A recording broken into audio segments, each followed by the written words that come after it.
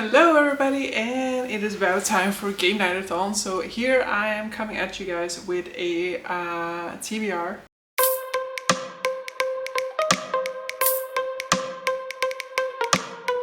This is a not at all certain TBR because this is just books that I want to read and I have not really figured out whether I'm going to be able to fit them into the months. Some of these I will be reading regardless, or I should be reading regardless, but we'll see what happens in the months. In any case, I'm not trying to win Game Nightathon, so I don't necessarily mind about the same restrictions as other people do, but let's see what ends up happening. First off, for my dragon-based read-along for the month of July, the book is The Poison Song, third book in the Winnowing Flame trilogy by Jen Williams, which is a trilogy in which we're looking at a world that has this sort of like vampirical race, and this vampirical race is basically very much on the decline at this point in time because their god is basically dying. Their god is a sort of tree that used to sprout these fruits that helped them like destroy the evil forces by creating these war beasts that could help them fight the evil forces,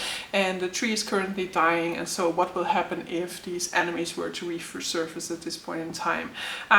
We are following multiple characters either from this vampirical race or others, and I really enjoyed this one so far.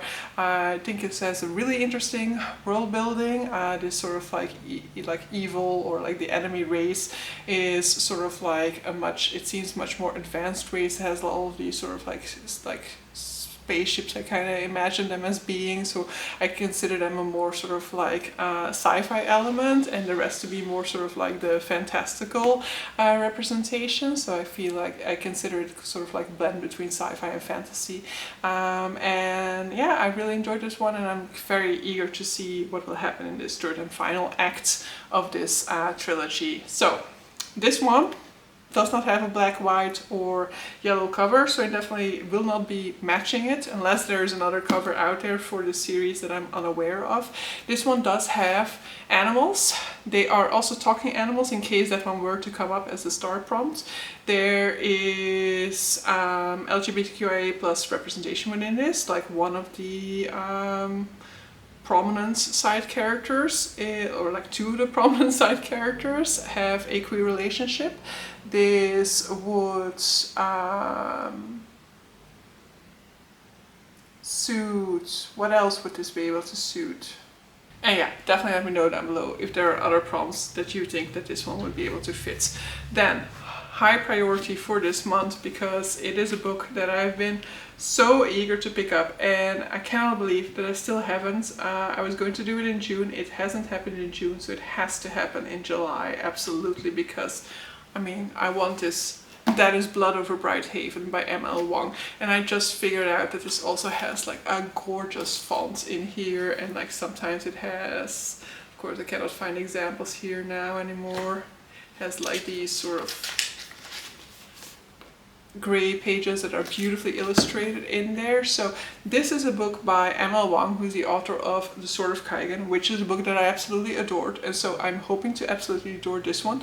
All I really know about it, it is a fantasy. It is set in the academic like sphere, and that is really all that I know about it. So this one could work for example, BIPOC representation, because at the very least the author is a BIPOC author. Whether the characters in here are or not, that I don't necessarily know for certain, and I could consider it favorite author because just the sheer amount of love I have for sort of Kaigen definitely makes her already a favorite author, and this is only her second adult fantasy, so this is only the second book that I can read by her that I have those expectations for her for, because she also does have a YA spin-off series of Sword of Kaigen, but because that is YA, I'm not entirely sure whether I will like it, so I haven't really delved into that one, but I'm sure that this will fit other stuff. But because I go into it with almost no expectations or realizations, I also won't really know whether it hits those or not.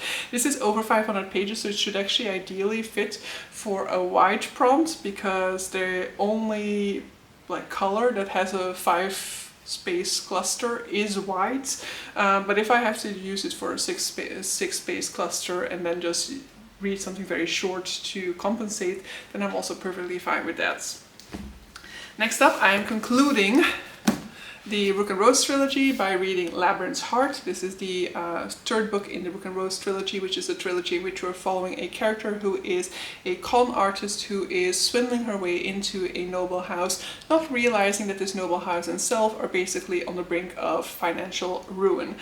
We are following multiple characters. We're following her, but we're also following this sort of like, you know, criminal overlord almost. He's like a guy who grew up in the, as you know, like a poor kid who has made his way to the top of like the financial, who's climbed his way out of the ditch, and who's kind of respected to some extent for his influence, but looked down upon because he isn't part of the nobility. So he has enough influence to be on the same level as the nobility and have the same sort of influence that the nobility does, but because he's, you know, like new money, he isn't respected. And then you have a character called the Rook, who's basically a sort of like outlaw character who is trying to right the wrongs that the police force is kind of turning a blind eye to. Really enjoyed this series a whole ton. I love all of these characters. None of them can be hurt within this book. Please, please, please. This one could fit queer rep, because this is a queer normative world, and one of those three characters is also queer.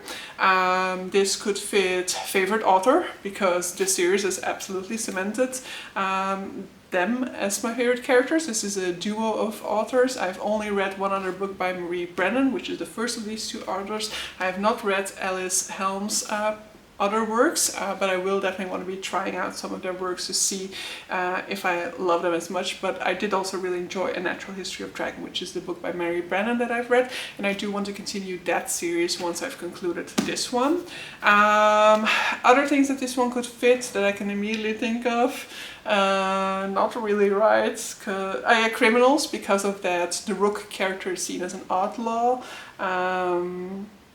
Yeah, I'm sure that there are more, but at this point in time I'm blanking as much on the prompt as I'm blanking on what this book contains. Then I just have two books that just have like the perfect page count for Game-Nightathon.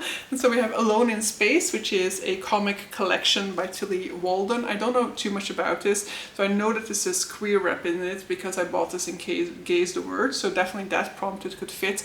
But for the rest I would kind of have to look into it, but like New to You, for example, is definitely also something that could work because I haven't read anything by this author before. But you know, for the rest I would kind of have to look into this a little bit more to figure out what this could fit. And then we have another one, which is The Fox Maidens, which is another graphic novel, another queer graphic novel that I got in Gaze the Word. This also has, like, I think this one is the one with a perfect page count of 300 pages, and so this one could fit red cover, for example, and this one would also of course fit for queer in that case, a new to me author as well. Yeah, I think because it says Fox Maidens, it will have animals as well in it. So yeah, there are a few things that this could obviously fit, but I'm always keeping my reads somewhat like, I don't tend to look into my reads too often when I'm close to getting around to them, so I also cannot really say too much about what these fit, especially because when it comes to these last two, I just got them in Gaze the Word because I wanted to support the bookstore, because I love the idea of just a queer bookstore, and it was of course Pride Month, so I definitely wanted to be supporting them, and these just looked really interesting. I didn't necessarily look too much into them, especially Alone in Space was actually a recommendation by the bookseller there, so I just got it off of their recommendation without necessarily needing to know much more. But so that is going to be what I am trying to get onto the TBR. There's obviously more stuff that I could get on there. I'm also normally still going to be reading Defiant by Brandon Sanderson when July comes around. I have started that one, so that one would work for favorite author, for example. And yeah, aside from that, animals it would work for example. So there are definitely a few things that could also work for Defiant, but we'll have to see. That's basically what's gonna go. I'm gonna be rolling my dice and figuring out which of these books I can fit in. I'm definitely not gonna be waiting until I can like count some of these to start them, because I will definitely be wanting to start Labyrinth's Heart as soon as July comes around, maybe even before that. So yeah, I'm not going to be waiting until I get these prompts into GAMENIGHTATHON, but it would be ideal, of course, to get them in there, because otherwise I'm reading pages that don't count for my own readathon. But so yeah, let me know if you've read any of these books, what other prompts they could work for, and which ones I should be prioritizing. And if you want to be reading any of these with me, definitely let me know as well, because I could always use a company. But so yeah, with that, I'm gonna end this video. Join me during July for GAMENIGHTATHON, and see you guys for the next one. Bye!